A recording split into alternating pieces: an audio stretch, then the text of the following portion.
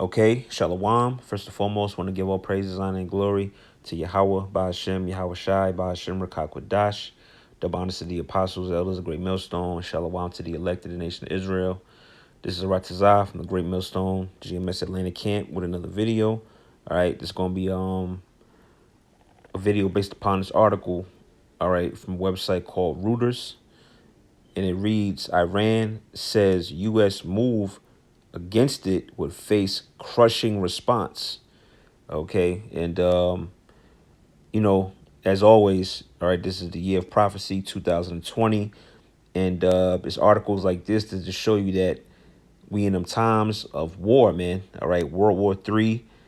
Okay. The coming together of these different nations, the friction and the tension is all being stirred up and orchestrated by Yahweh, by Hashem Yahweh Shai, all right, through the hand or through the angels, all right, that's over there in the Middle East and throughout the world, stirring up, all right, stirring up that pot, man.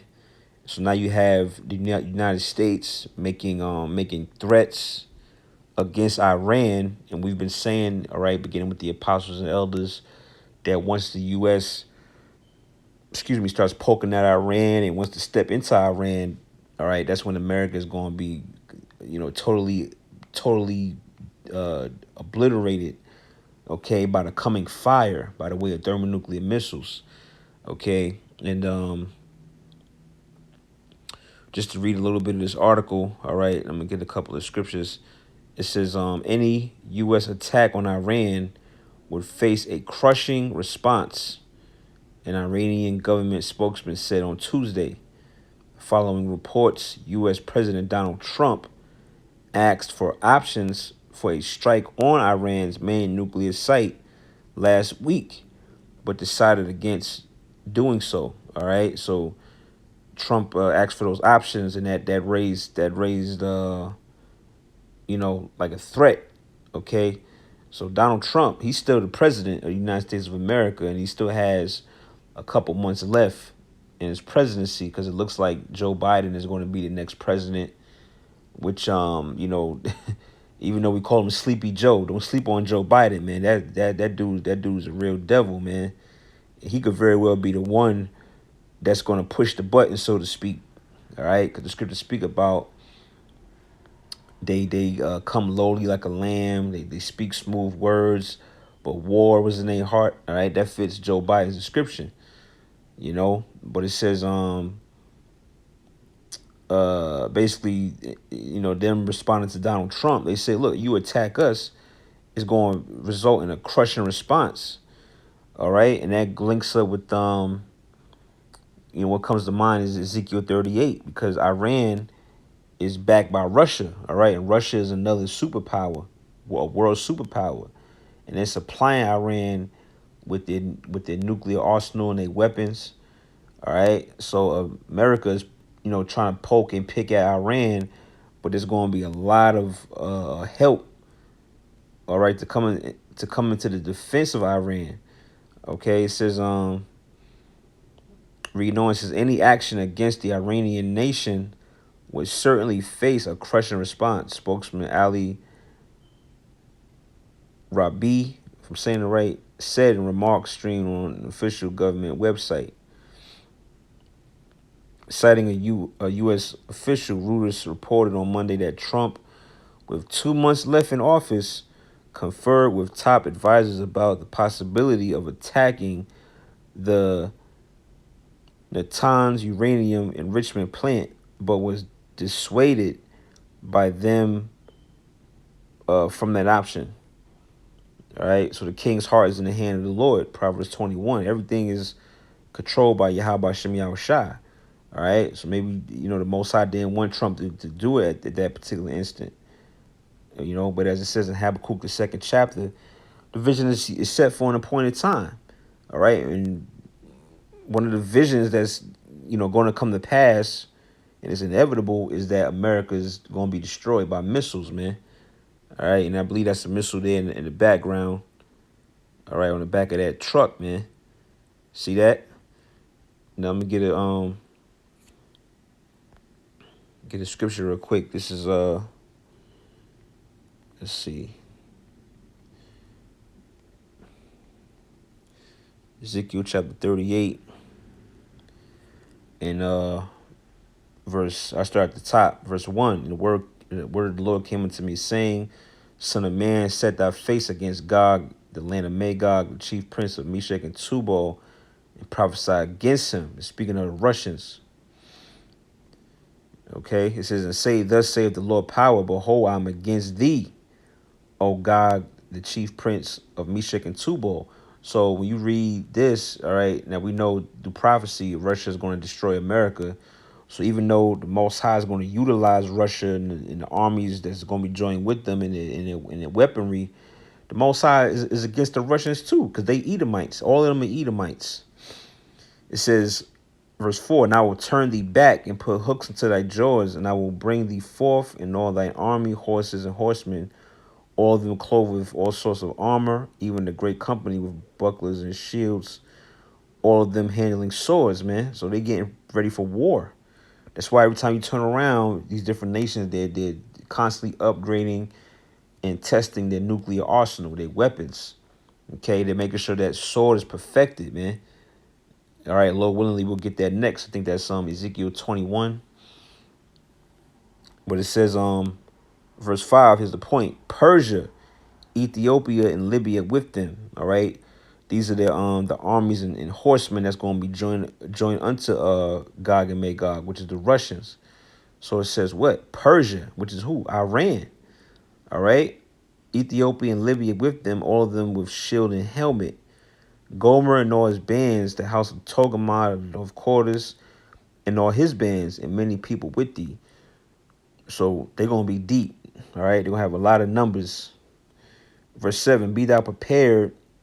All right. It says, and prepared for thyself, thou know thy company that are assembled unto thee, and be thou guard unto them. All right. That's another point. All right. Gog and Magog is a guard unto the Persians and the Ethiopians and so forth, which would be what? Russia being a guard into Iran.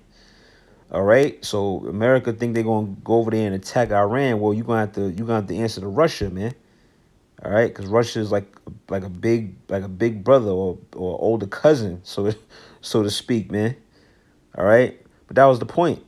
Okay, now the other one I thought of was I think it's Ezekiel 21. Is it 21:9 if I'm not mistaken? Yep. Ezekiel chapter 21 verse 8. It says, and again the word of the Lord came unto me, saying, Son of man, prophesy. You see that? Prophesy, man. Because you got guys that have come on the scene talking about we not supposed to speak about prophecy. All right. We shouldn't tell the so-called white man he's going into slavery, and we shouldn't teach about the coming of the Lord and missiles and all of that. Well, the scriptures tell us to prophesy, man. All right. But it says, Son of man, prophesy and say, thus saith the Lord Yahweh, say, a sword is sharpened and also furbished. All right. And what is that sword that is being sharpened, man? The thermonuclear missiles. All right. Sharpened, going into basically being going into the missiles being perfected. That's why they're testing them, so frequently, man. All right. Because why? It's being sharpened. It says, and also furbished. It is sharpened to make a sore slaughter. All right. It is furbished that it may glitter. Should we think, Slocky, should we then make mirth? It contemneth the rod of my son as every tree. All right. Yeah. So the sword is being sharpened, man. It's glittering. Meaning what? It's ready to cut. It's ready to slice, man. And we lead them to that time. All right. Where America is about to get cut down. It's about to get sliced. All right. By the missiles coming from these various nations, man. All right.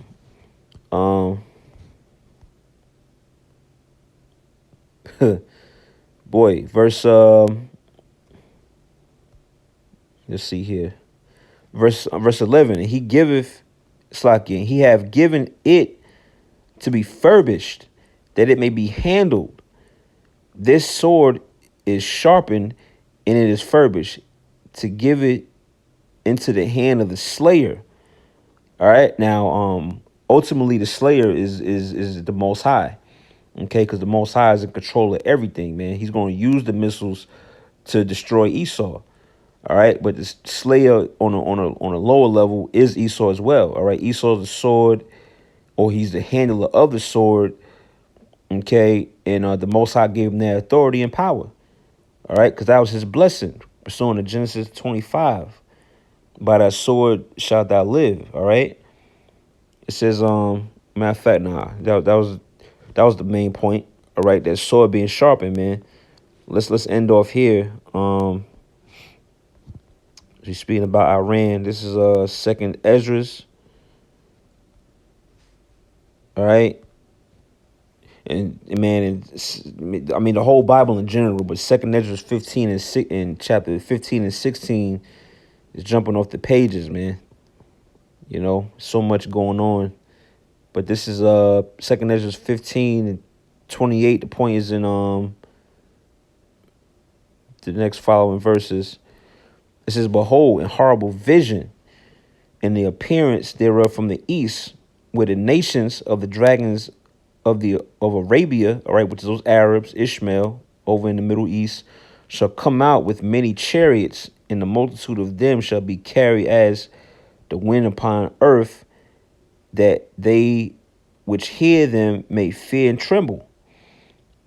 Verse 30, also the Carmanians, all right, which the Carmanians today is modern day Iran, all right, the Persians or the Iranians, all right. That's what it's referring to. It speaks about also the Carmanians. It says, raging in wrath shall go forth as the wild boars of the wood. That's why I say if you attack Iran, it's going to lead to a crushing response. Because why? They're going to go forth as wild boars of the wood, man. With great power shall they come and join battle with them, and shall waste a portion of the land of the Assyrians. Okay, which the modern day land of the Assyrians is America. All right, which America is a combination of all the ancient empires and kingdoms that ruled the world, and primarily that the Israelites were enslaved under. All right, such as what? Egypt, Babylon, Greece, Rome, the Assyrian. All right, all of that's talking about America. Okay, and how are they going to waste it? By the way of the missiles, man. 31, it says, and then shall the dragons have the upper hand, remembering their nature, and they shall turn themselves, conspiring together in great power to persecute them. Then these shall be troubled. Then these shall be troubled, bled, and kept silence through their power, and shall flee. In the land of the Assyrians shall the enemy besiege them, and consume some of them, and their hosts shall be fear and dread, and strife among kings. You see, so who's bringing these things, man? Who's bringing these prophecies to pass? Who's causing all this turmoil and friction, and the wars and rumors is coming from Yahweh Ba'Shem Yahweh Shah, man. All right, so prophecy is being fulfilled, man. So you can play around and think you're going, poke at Iran and do this and do that, man. When America's gonna be destroyed, man. All right, that crushing response. All right, Ezekiel 38, man. So, I just want to do a quick little video on this article. All right, Lord willing, you was edified. Giving all praise, honor, and glory to Yahweh Ba'Shem Yahweh Shai, Ba'Shem Rakakwadash. Lord willing, to the next video. Shalom.